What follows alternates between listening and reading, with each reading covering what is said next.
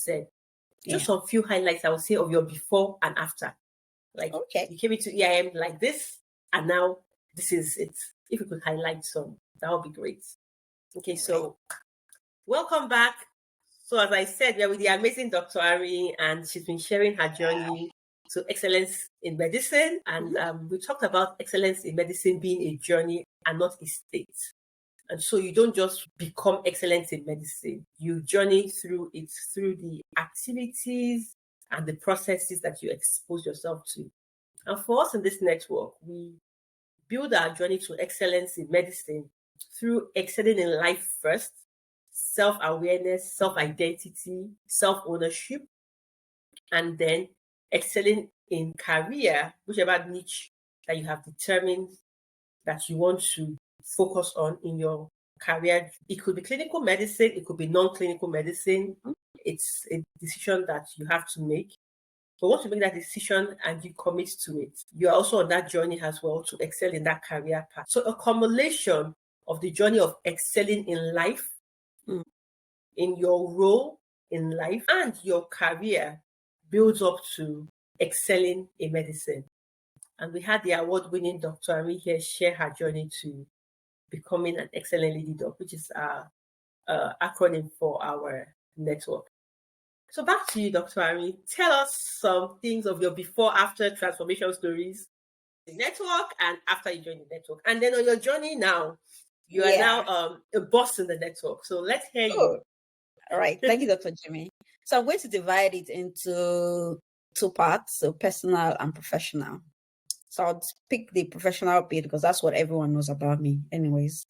So I was this doctor who finished with all of these distinctions, and everyone was pulling me from different angles. You have to become an O&G specialist. This one said, oh, you should become a neurosurgeon.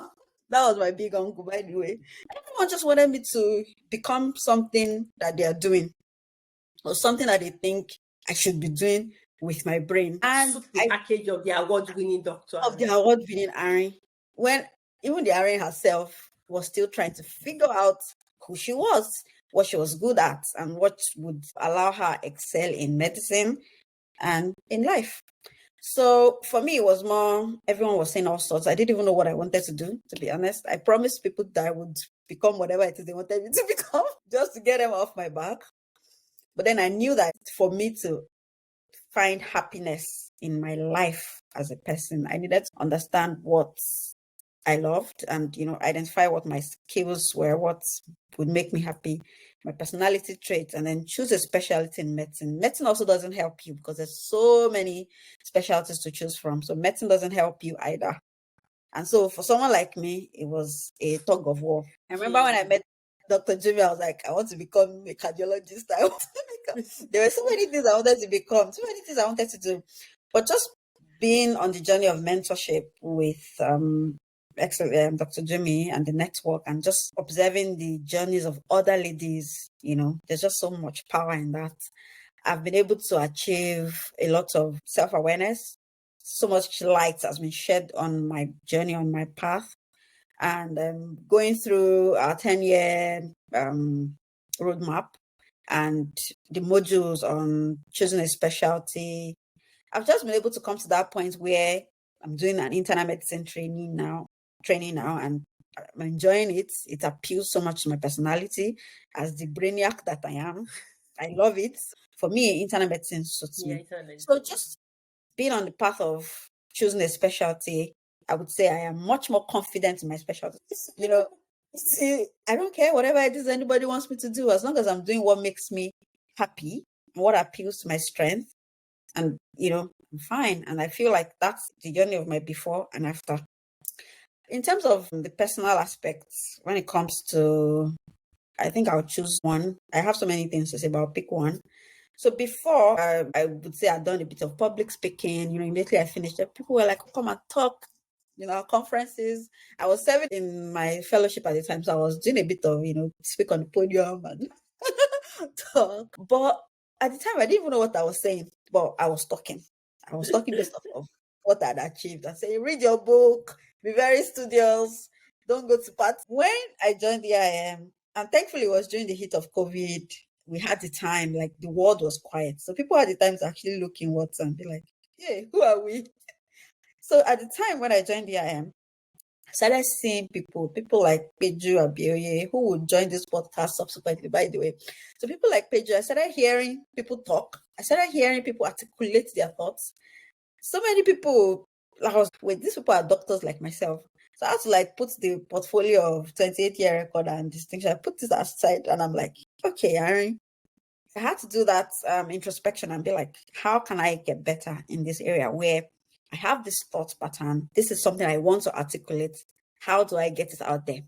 And so it was more in terms of, Dr. Jummy, we have a meeting or we finish a session and you're like, give us reviews. From reviews of this was what I learned. Put it on the chat.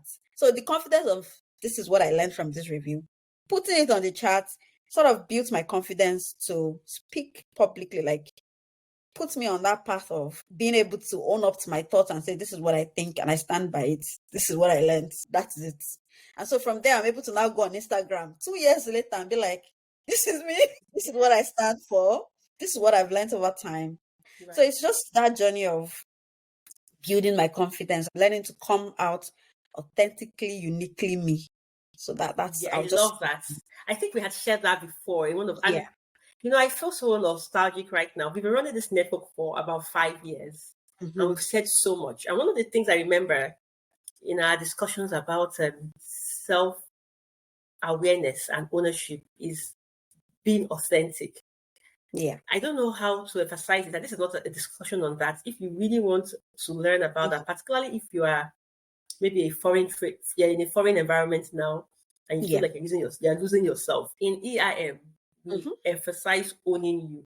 So, and I'm really saying that, it brings a lot of memories, because many of us female doctors, even from our medical training, we shrink to fit in. We shrink to be accepted. And it's unique even when you are abroad. It's a different kind of shrinking. Just a lot of thoughts passing through my head right now. But in the medical training itself, even in your own country, just being female, you really feel like you need to stoop to conquer. And so when you graduate, you feel like I've always had to stoop to conquer so that the other female health professionals I'm working with, the nurses, the lab team, the physical therapists, the pharmacists, can know that this doctor is nice. So, and so I will not use my leadership voice so that they can work with me. I will just play with them so they can like me. When it now comes to making executive decisions, they don't take you seriously because you've always played with them. But if I come out that way, they won't like me. They don't even like me anyway. They prefer the male counterpart. So all that.